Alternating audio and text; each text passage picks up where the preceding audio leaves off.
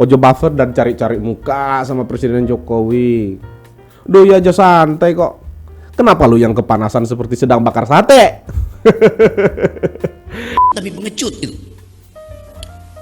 Jadi teman-teman, kita harus lantangkan ini. Dan orang mengkait-kaitkan, khususnya orang yang tidak suka dengan Prabowo misalkan, coba mengkait-kaitkan situasi ini dengan bagaimana sikap dari teman-teman pendukung Prabowo. Lebih baik macet di jalan tol daripada macet di jalan pikiran. Oke, kalau begitu dalam situasi ini apa yang harus kita lakukan? Kan itu pertanyaan.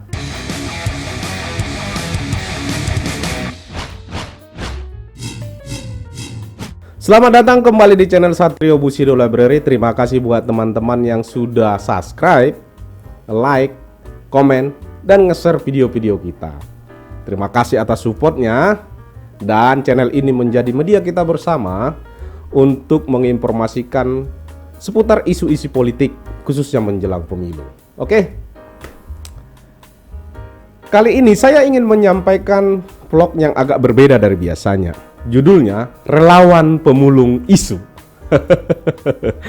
Meskipun agak berbeda, tetapi pada akhirnya nanti kita akan membahas tentang masih ada hubungannya dengan Prabowo Subianto juga Presiden Joko Widodo. Maka teman-teman harus tonton sampai selesai agar tidak gagal paham. Ini nggak lama-lama kok.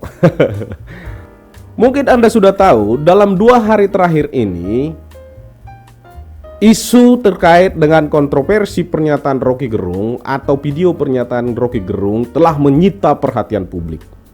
Nah, tetapi saya mau melihat ini dalam perspektif yang berbeda, dalam pandangan yang berbeda. Apakah kerang ramai-ramai sekarang ini ada demonstrasi, kemudian ada pelaporan dari banyak pihak? Saya ingin melihatnya ini hal yang berbeda. Kalau dilihat dari beberapa pernyataan-pernyataan kontroversial di masa lampau dari Roky Gerung, memang membuat banyak orang berusaha untuk mengetahui atau belajar kembali terkait diksi-diksi yang dia gunakan dalam setiap kalimat-kalimat kritiknya. Setidaknya, kalau kita lihat ke belakang, beberapa diksi atau beberapa kosakata yang digunakan dalam setiap pernyataan-pernyataannya itu yang telah menjadi kontroversi, sehingga melahirkan reaksi emosional dari banyak pihak. Yang paling pertama itu adalah dungu, kemudian fiksi, kemudian kitab suci, dan yang terakhir ini yang juga cukup ramai ini adalah kata bajingan dan tolol. Dari beberapa terminologi yang digunakan oleh Roky Gerung itu tentu saja masih memiliki multi interpretasi. Tetapi jika dirangkai kalimat demi kalimat, pemilihan kata oleh Roky Gerung sepertinya sudah dia pertimbangkan secara definisi dan argumentasi. Artinya pemilihan kata oleh Roky Gerung itu tidak asal-asalan. Maka selalu punya penjelasan dan argumentasi kalimat atau kata-kata yang dia gunakan.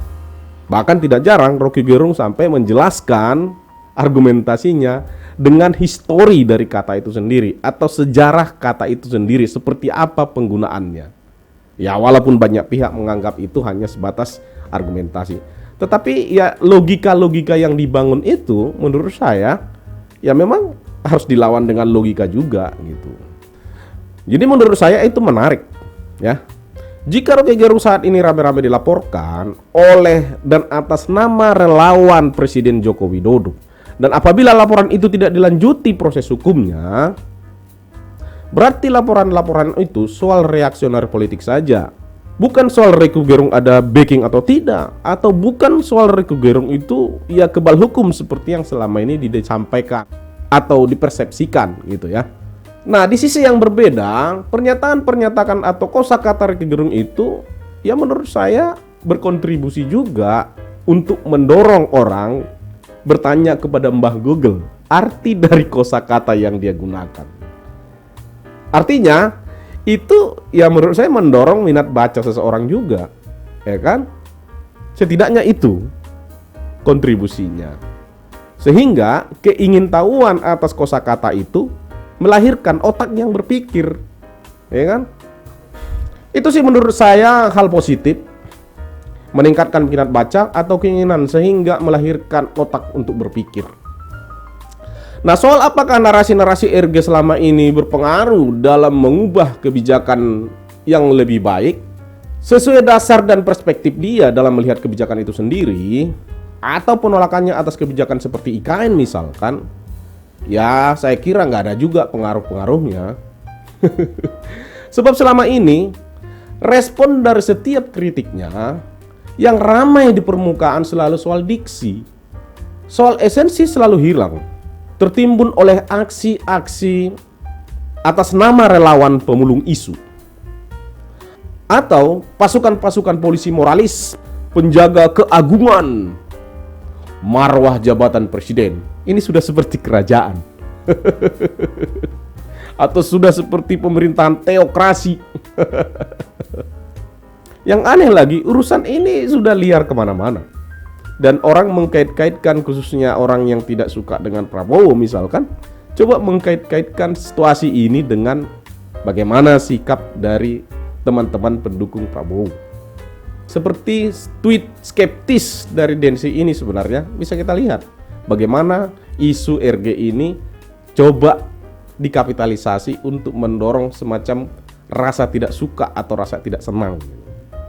Dia katakan begini, kalau nempel Jokowi aja seperti orang yang sayang banget dan perhatian. Tapi ketika Jokowi dihina, dicaci, direndahkan, dikatain bajingan, tolol, sedikit pun tidak ada tanggapan, seolah itu hal yang biasa saja. Itu teman apa teman? Jadi pernyataan skeptis ini atau tweet skeptis ini dicoba dengan mengupload foto Prabowo dengan Rocky Gerung. Saya bukan sependapat dengan Rocky Gerung, tapi ingin saya menyampaikan quote salah satu filsuf Prancis, yaitu Voltaire. Dia menyatakan bahwa saya tidak setuju dengan pendapatmu, tapi akan saya bela hakmu mati-matian untuk berpendapat. Oke, kalau begitu dalam situasi ini apa yang harus kita lakukan? Kan itu pertanyaan. Ya menonton saja dan menganggap itu sebuah kenormalan. Ojo buffer dan cari-cari muka sama Presiden Jokowi. Doi aja santai kok. Kenapa lu yang kepanasan seperti sedang bakar sate? Terima kasih, salam dari saya Juson Simbolon, relawan Jokowi dari dunia lain. Terima kasih, sampai bertemu di video berikutnya dan